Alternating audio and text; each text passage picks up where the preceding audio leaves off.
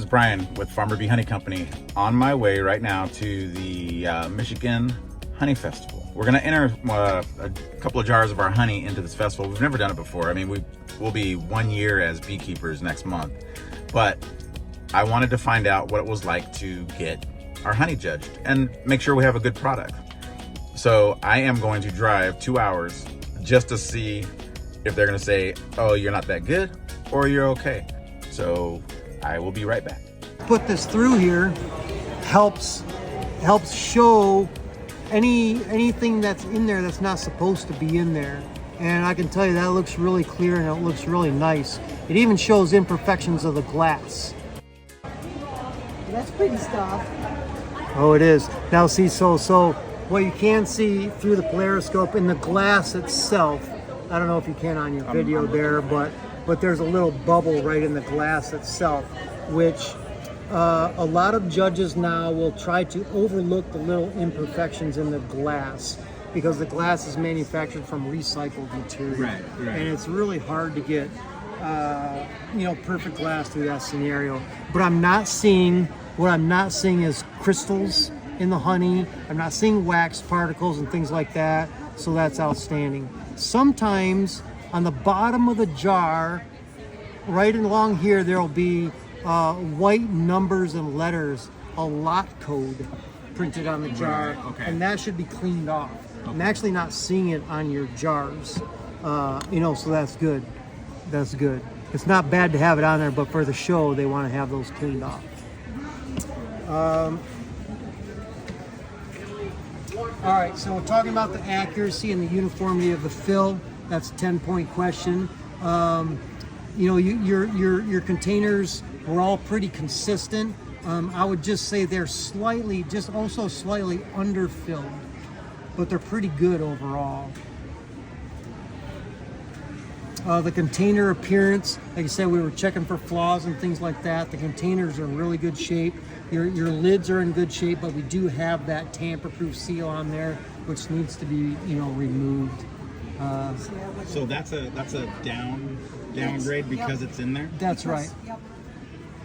Just because, when, like I said, for market, you want it in there for Right. security purposes. Right.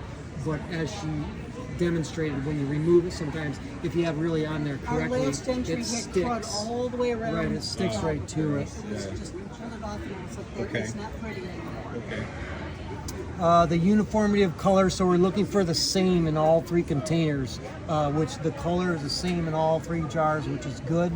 There was no lint in the jars or dirt.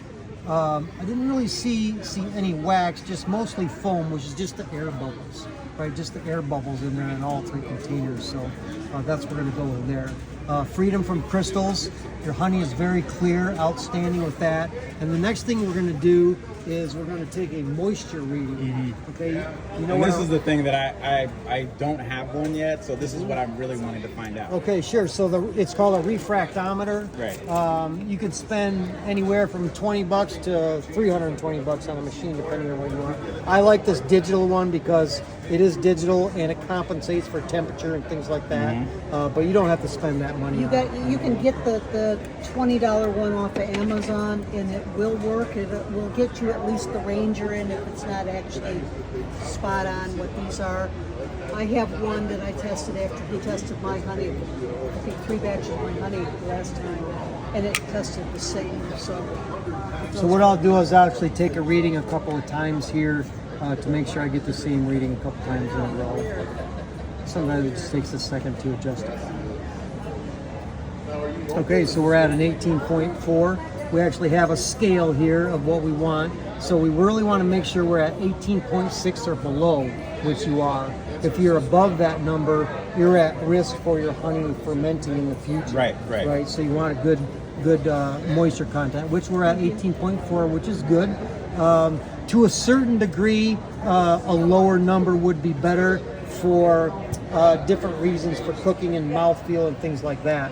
But the maximum point value is 15. But you're going to earn a 10 on this with your 18.4. Okay. And the next thing we're going to do is we're going to taste the honey, and we're going to taste the honey looking for potential defects in the honey from the beekeeper. if you used excessive smoke when you were extracting this honey, I might be able to taste smoke in the honey.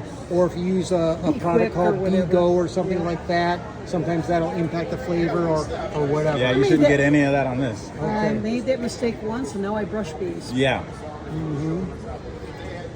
Get in there, Nancy. I'm getting in there. Do you have any idea what the flower source is for this honey? Or It's wildflower, but it's also surrounded by a bunch of trees. But it's on 80 acres, so you're gonna get trees. some trees. Do you know what kind of trees? I don't know if it's basswood in there. If they have, It's basswood. Can you taste basswood in that? It's Yeah. basswood, yeah. I wondered It's about that. nice. I like yeah. it. Thank you. basswood is my favorite honey. Yeah. That's And real so good that's stuff. really good. Yeah. So delicious honey. I love it. No adverse flavor detected, so we're going to give that a 10. Here, and that's it. So then we're going to add this up and see what we get. So we got an overall score of an 89 based on the 3 containers and the packaging and the quality of the honey itself.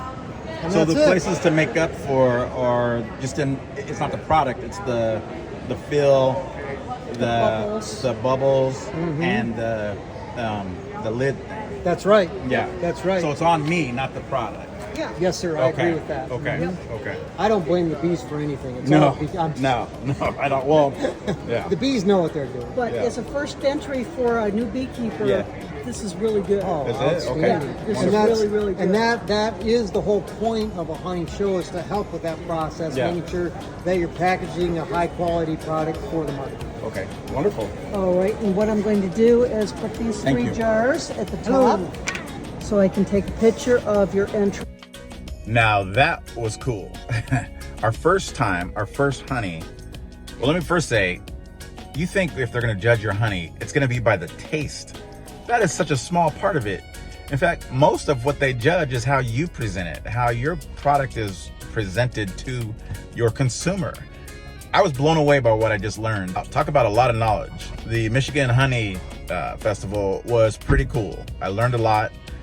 We did place second. This is you, right? Yeah, Look at that. So we ended up with a second place for your white honey. I like it. The white category, second place. And we were actually only about 1 or 2 points away from first place, where we would have went head to head for the overall. So I can't be any more happier than the fact that we did so well. It's our first time, and we really didn't know completely what we were doing. We watched a couple of videos, things like that, but we just presented our honey and said, here you go. And they loved it. So we'll just keep trying to keep doing that. But I wanted to share how it went with you guys. So I thank you for subscribing, following us, and here's to our honey, second place.